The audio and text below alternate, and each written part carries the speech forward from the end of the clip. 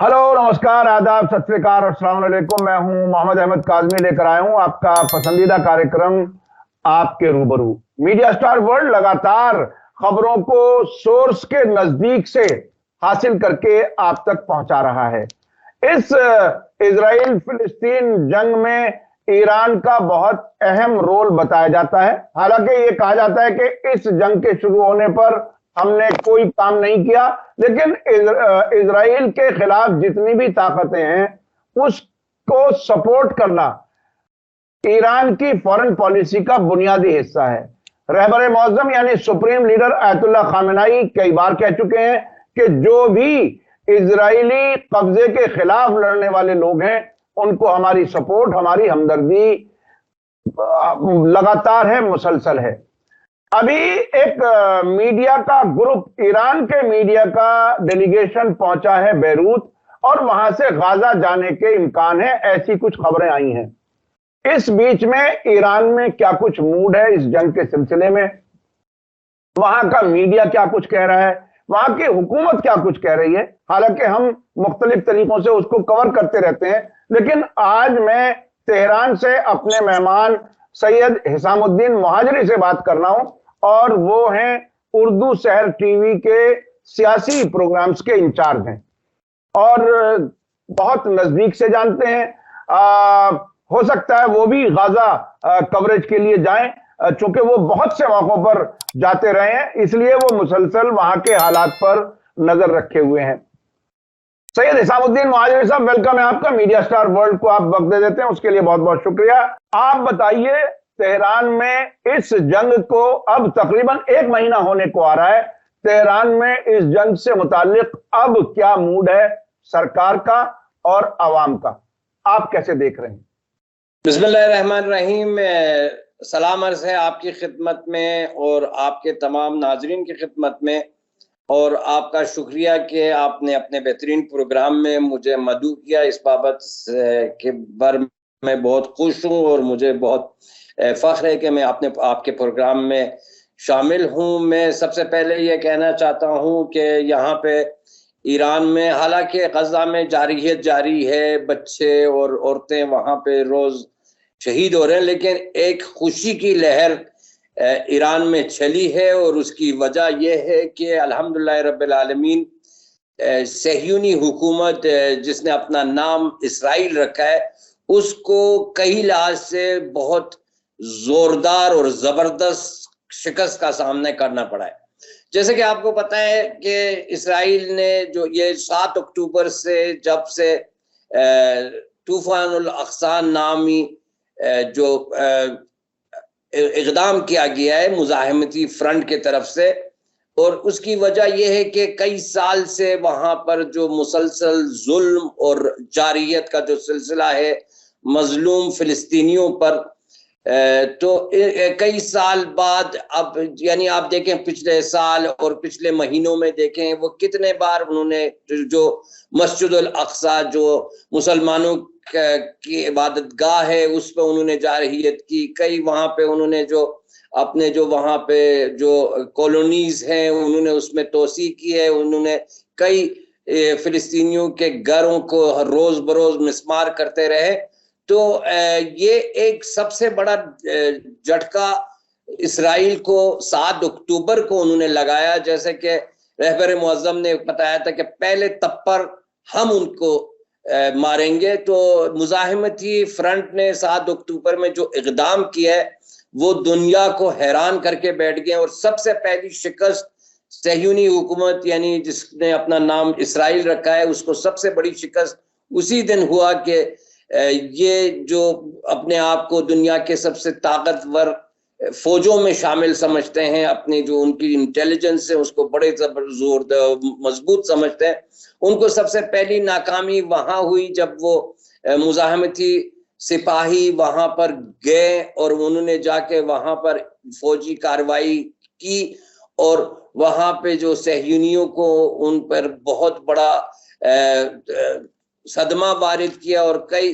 सहयूनियों को वहाँ उठा कर लेकर आए। और ये दरअसल ये एक इंतकामी कार्रवाई थी कि इतने साल जुल्म के बाद उन्होंने बिल आखिर अपने जो पहले वार उन्होंने लगाया, और उसके पीछे कई शिकस्त मुसलसल इस्राइली हुकूमत को पहुंची है। सबसे पहले मैं ये बताना चाहता हूं कि सहयूनियत और यहूदियत में बहुत फर्क है। जैसे रहबर इंक़िलाब इस्लामी ने कहा कि हमारा जो अकीदा है ये है कि सहयूनियत और हुकूमत और यहूदियत में बहुत फर्क है। सहयूनियत एक सियासी तर्ज फिक्र और एक सियासी मंसूबा है, हालांकि यहूदियत एक दीन है। वो भी हम ईरान में बहुत सारे यहूदी रहते हैं जिन्होंने कल परसों अपने एहतजाज भी बाकायदा यहाँ पे रैली निकाली। फिर उनको पहली शिकस्त वहां पे उनको सामने करना, उसके बाद अब रोज बरोज कई शिकस्तें एक दूसरे के बाद उनको हासिल हो रहा है। अब जो रोज वो बच्चों पे औरतों पे जो वहां पे जारहियत कर रहे हैं उनके लिए एक बहुत बड़ी शिकस्त है, और वो अब दुनिया के जो अवाम हैं और जो लोग हैं उनके सामने इनके लिए कोई बात नहीं है कि भाई हम यानी किस से लड़ रहे हैं, बच्चों से लड़ रहे हैं, सिविलियन से लड़ रहे हैं। तो यानी जो पब्लिक थिंकिंग है, जो लोगों की सोच है, उसके सामने वो बेबस रह चुके हैं। एक उनको ये भी शिकस्त पड़ी है, और एक और शिकस्त वो है कि वो अब 26 दिन से जमीनी इकदाम करने के या जो फील्ड ऑपरेशन की बात कर रहे हैं उसमें भी नाकाम रह चुके हैं, वो भी नहीं कर सकते हैं। वो बेबसी उनकी बिल्कुल सामने आ रही है, और यानी क्योंकि उनके पास वो इतने कमजोर हैं कि वहां पे गज़ा पे जो फील्ड ऑपरेशन नहीं कर सकते हैं, वो भी एक बहुत बड़ी शिकस्त है इनकी। और उसकी वजह यह है कि वहां पे जो मुजाहिमती ब्लॉक है, जो फिलिस्तीनी है, वो उनका घर है, वो अंडरग्राउंड बिल्कुल उनके टनल्स में हैं, और वहां पे जो सहयूनी फौज है वो बेबस है। वहां पे कोई कार्रवाई इसलिए नहीं कर सकती है कि वहां पे जो उनके हालात उनके मनफात में हैं, और वो हर वहां पे जगह और चप्पड़ और हर जगह जो वो सब चीज उनके इख्तियार में है। तो ये एक और शिकस्त, और एक और शिकस्त जो इन्होंने इब्राहिम डील के ताल्लुक से उन्होंने जो कई साल से जो उन्होंने मंसूबा बनाया था कि बाज़ जो अरब ममालिक से वो अपने ताल्लुकात को बेहतर करने के सिलसिले में उनके इक़दाम थे, वो भी एक और शिकस्त। और जो अज़रबैजान के थ्रू जुमाए वो साबिक सोवियत यूनियन के जो रियासतें हैं, जैसे जो वहां के जो पूरा साबिक सोवियत यूनियन के तरफ से वहां पे एक ट्रांजिट लाइन लगाना चाहते थे, वो भी खत्म हो चुका है। और उसके अलावा वो बैनुल अक़वामी यानी फोरम्स पे, जैसे कि यूनाइटेड नेशन के सेक्रेटरी जनरल तक उनकी मजम्मत कर चुका है, ये भी है और एक और शिकस्त।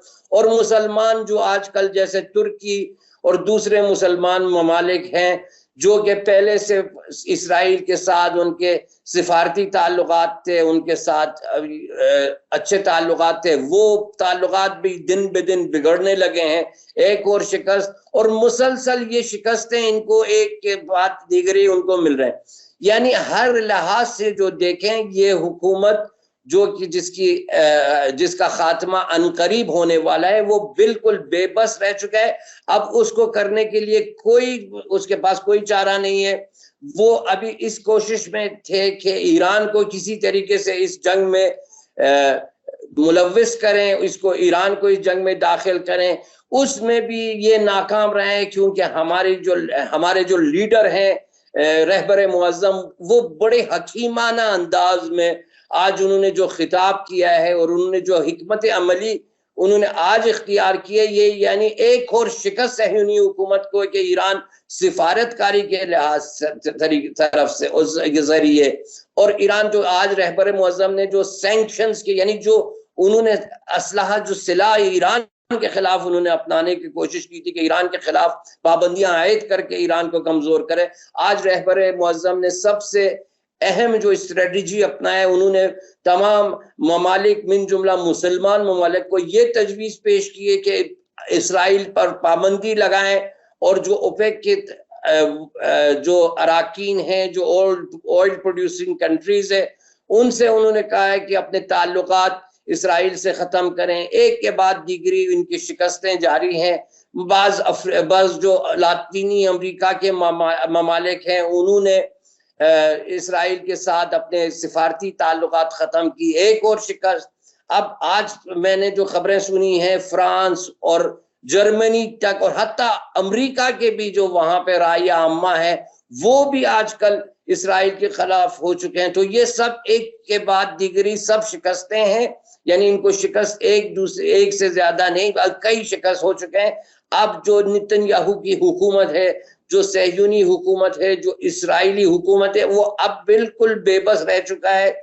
अब मैं अब जंग के लिहाज से आप देखें, अब मुजाहिमती जो फ्रंट है, जैसे आपको यकीनन पता होगा कि अब 1-2 दिन से यमन से, यानी जो हूसी हैं वहां से वो इसराइल के अंदर, यानी ठीक तल अवीव को वो टारगेट कर रहे हैं, जब इससे पहले कभी कोई इसका सोच भी नहीं सकता था। अब जो वो खुद कुछ ड्रोन के जो हमले होने लगे हैं मुजाहिमती फ्रंट से, एक और शिकस्त जो अब इराक और शाम और मुख्तलिफ जो मगरबी एशिया में जो अमरीकी बेसिस पर जो हमले हो रहे हैं और अमरीका उनके मुकाबले में बेबस है, ये एक और शिकस्त इतने ज्यादा हैं ये हुकूमत की कि मैं आपको गिन नहीं सकता हूँ। देखें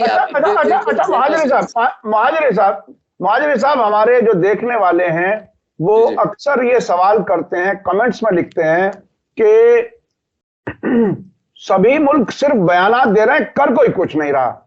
आम लोगों के जहन में सवाल यह है कि इजराइल हवाई जहाजों के जरिए जो बमबारी कर रहा है, आखिर उस बमबारी का जवाब देने के लिए कोई मुस्लिम मुल्क सामने क्यों नहीं आ रहा है? ईरान सबसे ज्यादा फिलिस्तीनियों की हिमायत करने की बात करता है, आखिर वो क्यों नहीं कर रहा है? यह सवाल लोगों के जहन में आ रहा है। आप इंटरनेशनल सियासत को जानते हैं, आप बताइए कि क्या कुछ है, क्योंकि ईरान से भी लोगों को कुछ शिकायतें हैं, उस शिकायत का जवाब आपके पास क्या है? मैं ये अर्ज करना चाहता हूं कि देखें, वो सबसे ज्यादा जो ख्वाहिशमंद हैं कि ईरान को इस जंग में इन्वॉल्व करे वो इसराइल है। क्यों? उसकी वजह, सबसे पहली वजह यह है कि वो चाहती है, वो हुकूमत के ये पता है कि मैं एक बड़ी ताकत के साथ जंग कर रहा हूं। अभी उसके पास क्या एक्सक्यूज है? वो एक कुछ सिविलियंस के साथ जंग कर रहे हैं, कुछ औरतों को रोज बरोज मार रहे हैं, हॉस्पिटलों पे हमला कर रहे हैं। यानी जो इन्होंने मुहिम बनाया था, इंसानी हुकूक के अलमदार थे, और जो इन्होंने अपना जो चेहरा बनाया था, बिलखुसूस जो मगरबी मीडिया और जो अमेरिका और जो मगरबी ममालिक हैं जो दुनिया भर में इंसानी हुकूक की बात करते हैं, अब वो सब चुप हैं। वो अब इसी इंतजार में बैठे हुए कि ईरान इसमें मुलव्वस हो। मैं आपके व्यूअर्स को ये कहना चाहता हूं कि ईरान की जरूरत नहीं है, खुद फिलिस्तीनी इस मसले को हल कर सकते हैं, इस जंग को वो खुद समेट सकते हैं। हर हाल में शिकस्त सहयूनी हुकूमत की है। अगर सीज फायर हो जाए तब भी सहयूनी हुकूमत की शिकस्त है, ना भी हो जाए तब भी है। आपको मैं ये बताऊं कि अभी जब हूसी यमन से उसको टारगेट कर सकते हैं, अभी हमारे पास हिजबुल्लाह है, हमारे पास हश्द शाबी है, हमारे पास मुख्तलिफ ममालिक में, यानी मैं जब बोलता हूँ हमारे पास, यानी ईरान के नहीं, मुख्तलिफ जो ममालिक हैं जो इसराइल से जब जिन्होंने जख्म का है, वो सब खुद इसराइल का जो मसला है वो खुद समेट सकते हैं। ईरान की बारी तो अभी देर की है, लेकिन मैं यह बताऊं कि ईरान में जो जज्बा है वो है कि ईरान यहाँ पे अभी तकरीबन 6 मिलियन, जिसको आप जो मैं आपको बताऊं कि 6 मिलियन यानी तकरीबन 60 लाख लोगों ने यहाँ पे रजिस्ट्री करवाई है, अपने नाम लिखा है। यानी जो ना ईरानी फौज के हैं ना सिपाही पासदारान के हैं। अभी ईरान में इन्होंने 60 लाख लोगों ने अपने यहाँ पे नाम निवीसी करवाई है। उन्होंने अपने तैयारी का ऐलान किया और वह जाने के लिए तैयार है। लेकिन अभी ईरान की जरूरत ही नहीं है। जब मुजाहिमती फ्रंट, जब फिलिस्तीनी, जब मुख्तलिफ जो ममालिक में जो इसराइल के खिलाफ जो कई साल से ख्वाहिशमंद है कि वो अपना इंतकाम लेना चाहते हैं, वो अब जब इसराइल का काम समेट सकते हैं तो ईरान की बारी तो दूर की है। लेकिन मैं आप इसराइल को समेटने की बात कर रहे हैं।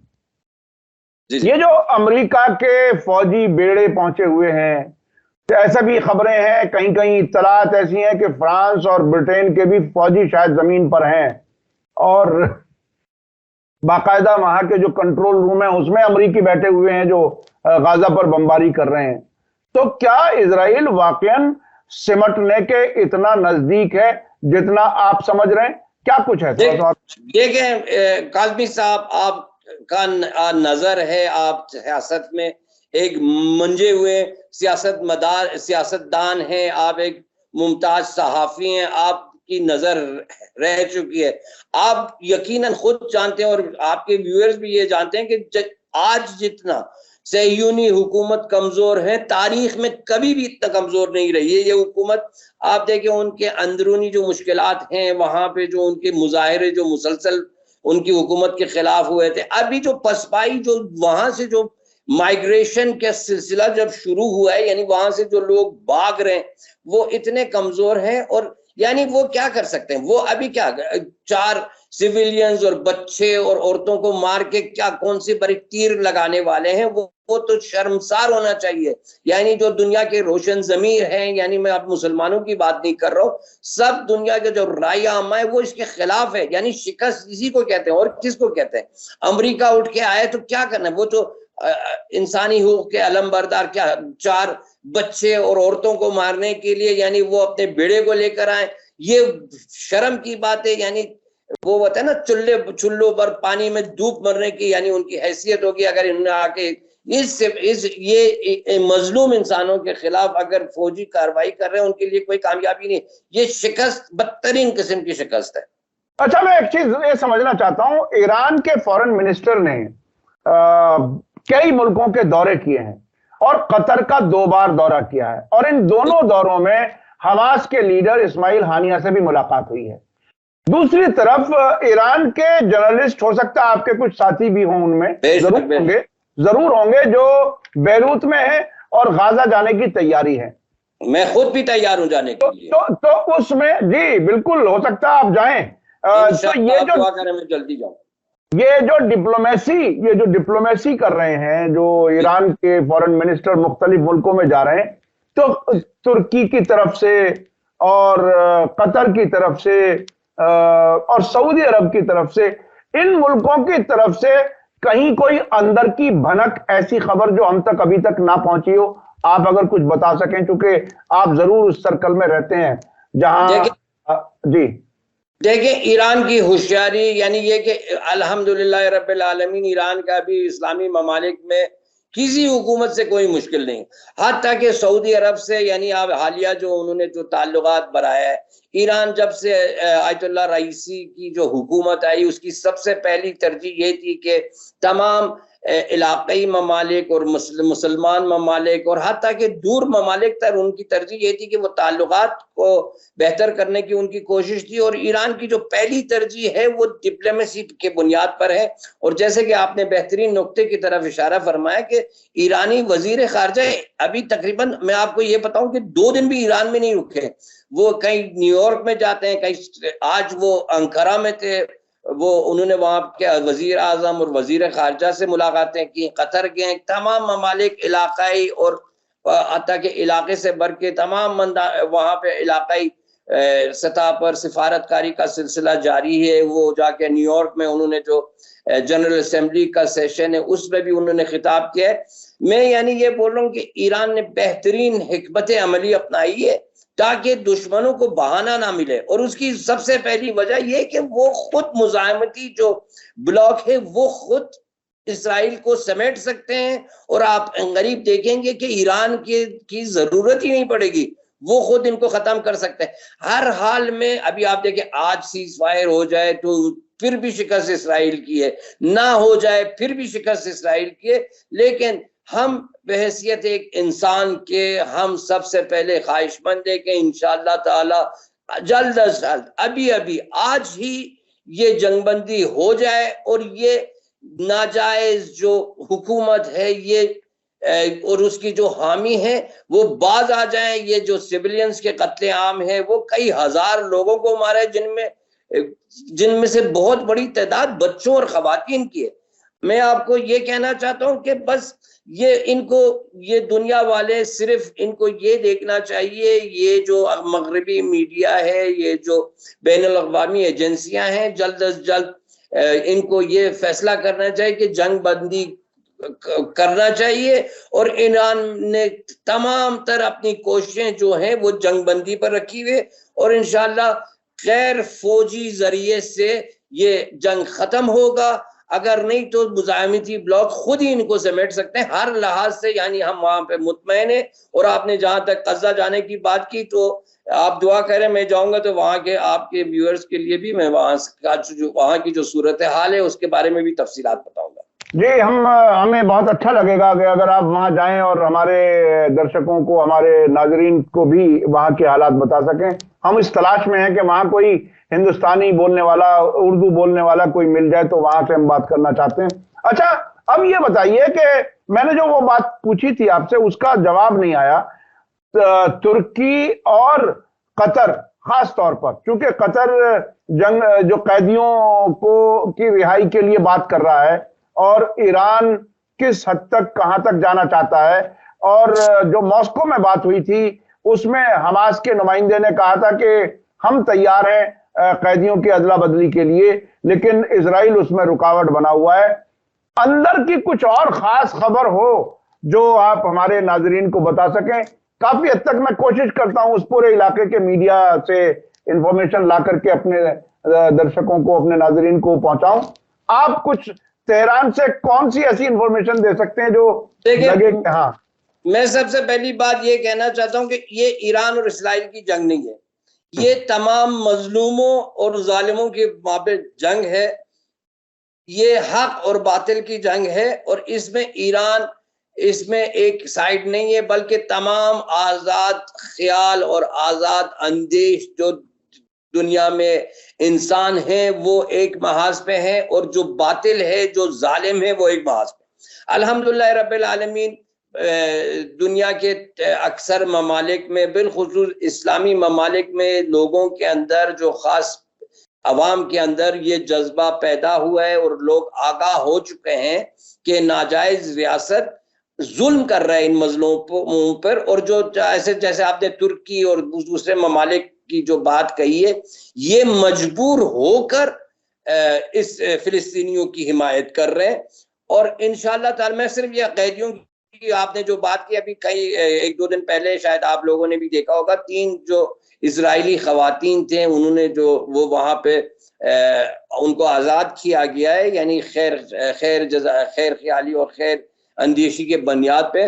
तो वो बाहर आके उन्होंने जो कहा कि यानी जो यहाँ पे वो जो वहां पे जिनको रखा हुआ था वो बड़े खुश थे, और उन्होंने आके पहली शिकायत नेतन्याहू से की है कि भाई उन्होंने हमें बिल्कुल ठीक रखा था। और देखें, वो उन्होंने इतने मुजाहिमती जो फिलिस्तीनी हैं, इतने कैदियां वहां पर हैं कि अगर उन्होंने कोई लोगों को भी अगर रखा होगा तो वो कैदियों के जो तबादुल है उसके सिलसिले में रखा होगा। और जो जुल्म हो रहा है वहां पे, मैंने सुना है कि वहां पे अगर कोई किसी पोस्ट को भी लाइक कर लेता है तो उसको जाके उठा लेते हैं, उसकी दुकान खराब कर लेते हैं, उसकी नौकरी खत्म कर लेते हैं। अब मैं आपको ये बताऊं कि ईरान, तमाम इस्लामी ममालिक मिन जुमला कतर और तमाम जितने भी इदारे हैं, सब की कोशिश ये है कि इंशाल्लाह कोई तरीक़े कार पेश आ जाए ताकि ये जंग खत्म हो जाए, क्योंकि जंग जो है एक गंदी चीज है और कोई भी इंसान इसको पसंद नहीं करता। शायद कोई शैतानी इंसान इसको पसंद करे अपने मफादात के तौर पर, लेकिन जो इंसान हैं, जो इंसानियत समझते हैं, वो इस जंग के खिलाफ हैं। और मैं आपको बताऊं कि ईरानी हुकूमत और ईरानी अवाम, हालांकि शायद जो जज्बाती लोग हों वो कहें कि भाई जाके जंग करें, इनको खत्म करें, लेकिन अल्हम्दुलिल्लाह ये तासुर में देख रहा हूँ ईरान में जो तमाम तर जो अवाम है उनके माबैन, और अल्हम्दुलिल्लाह जो हमारे जो हुकूमत के ओहदेदारान है, बिलखुसूस रहबर मुअज़्ज़म, इस बात पर कायल हैं कि इस मसले का हल खुद फिलिस्तीनी कर सकते हैं, और खुद जो मुजाहिमती जो ब्लॉक है वो खुद कर सकते हैं। और साथ ही में ये जो कल ईरान के जो वजीर खारजा ने जो साफ उन्होंने अल्फाज में जो कहा है कि भाई ना हमारे कोई प्रोक्सी वॉर चल रहे हैं, ना हमारे कोई नियापती या हमारे जो ना कोई ग्रुप है, ना हम कि यानी ये कि कोई हमारे वहां पे प्रोक्सीज कोई भी नहीं है, ना थे ना हैं वो ना रहेंगे, सिर्फ हम हिमायत करते हैं। और दुनिया में तमाम जो इंसानियत को पसंद करने वाले लोग होते हैं वो मजलूम की हिमायत करते हैं। अब आपके हिंदुस्तान में भी लोग हिमायत कर रहे हैं, आपके पाकिस्तान में लोग हिमायत कर रहे हैं, दुनिया भर में हिमायत कर रहे हैं, हम भी हिमायत कर रहे हैं। और अगर एक दिन जरूरत पड़ गई तो हम अपने जान भी निसार करने के लिए तैयार हैं, लेकिन अभी वो बहुत दूर है, क्योंकि अल्हम्दुलिल्लाह अभी जो फिलिस्तीनी और मुजाहिमती जो लोग हैं वो उनके पास इतनी ताकत है कि वो खुद इस इसराइल को खत्म कर सकते हैं जब हमारी जरूरत पड़ेगी। अच्छा, एक आखिरी सवाल माजरी साहब, देखिए रहबर मौज़म आयतुल्लाह खामेनी ने 2015 में कहा था कि इजराइल अपने वजूद के आने वाले 25 साल नहीं देखेगा। बेशक। उसके बाद अभी कुछ महीने पहले जब जुडिशल रिफॉर्म के मामले पर इजराइल के अंदर खुद मुखालिफत बढ़ी, तब रहबर मौज़म ने कहा कि ऐसा लगता है कि उन्हें जल्दी है और हमें वो 25 साल वाली हद तक जाने की जरूरत नहीं है, शायद बहुत जल्दी वो उन्हें जाने की जल्दी है, यानी उन्होंने इस तरह से इशारा दिया। दूसरी तरफ इजराइल के साबिक प्राइम मिनिस्टर एहूद बराक ये कह चुके हैं कि यहूदियों की तारीख में कभी 80 साल से ज्यादा कभी कोई हुकूमत चली नहीं, वो भी ये कहते हैं कि ये जाने वाला है।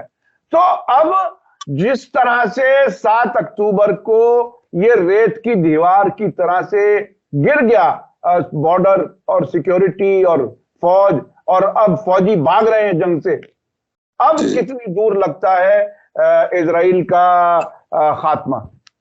देखिए, जब रहबर मुअज़्ज़म ने 25 साल का कहा था तो शायद जो आलमी राय अम्मा है और जो तज्जिया निगार थे इस पे ज्यादा उन्होंने यानी रद्द अमल पेश नहीं किया। लेकिन आज जो ये बात हो रही है, मेरे ख्याल में अभी दुनिया में बहुत सारे ऐसे जो मंजे हुए सियासतदान और तज्जिया निगार वो मुत्तफ़िक़न इस बात पर हैं कि क्योंकि ये दाखिली इंतशार के शिकार हो चुके हैं, ये दाखिली मुश्किलात के शिकार हो चुके हैं, और इनका जो चेहरा जो आजकल जो मंजर आम पे आ रहे हैं, यानी वो बिल्कुल एक गठिया है इतना कि यानी अमेरिका में यहूदी, ईरान में यहूदी, मुख्तलिफ ममालिक में यहूदी इनके खिलाफ आए हुए मैदान में। यानी ये बहुत बड़ी बात है कि यहूदी जब इनसे तंग आ जाए तो दूसरे अदियान और दूसरे मज़ाहिब के लोग तो दूर की बात है, अब यहूदी जब इनसे तंग हैं, जब अमेरिका जो इनका सबसे बड़ा हामी है, अब थोड़ा सा उनका उसका रवैया यानी अमेरिकी अवाम का रवैया बदल गया है। मैं आपको, शायद आप मुझसे बेहतर जानते होंगे, ऐसा कोई मुल्क है ही नहीं जिसमें इजराइल के खिलाफ मुजाहरा ना हो। हालांकि बाज जगहों पर पाबंदियां हैं, बाज जगहों पर नहीं है, बाज जगहों पर मुश्किलात है, लेकिन तमाम तर मुश्किलात के बावजूद दुनिया भर के अक्सर ममालिक यानी तकरीबन सभी ममालिक में इसराइल के खिलाफ आवाज उठ गई है। अब इनके पास कोई एक्सक्यूज नहीं है, कोई यानी दुनिया वालों को ये मनवाने के यानी इनके पास कोई जरिया नहीं कि भाई इसकी हिमायत करें। और इंशाअल्लाह ताला देखें, ये वादा ये इलाही है, यानी आप न सिर्फ मुसलमान बल्कि तमाम अदियान और मज़ाहिब और तमाम फिरके इस बात पे कायल हैं, हत्ता कि इंसान की ज़मीर खुद भी जानता है कि जुल्म जो है वो कभी भी कामयाब नहीं होगा। जैसे कि हुसैन इब्न अली को जब शहीद किया गया करबला मोहल्ला में, तो उस जमाने के लोग सोचते थे कि बस हुसैन खत्म हो गया, लेकिन आज 1400 साल गुजरने के बावजूद आप देख सकते हैं कि हुसैनियत कहां पर है और यजीदियत कहां पर है। तो इसी को मैं आपके लिए मिसाल पेश करता हूं।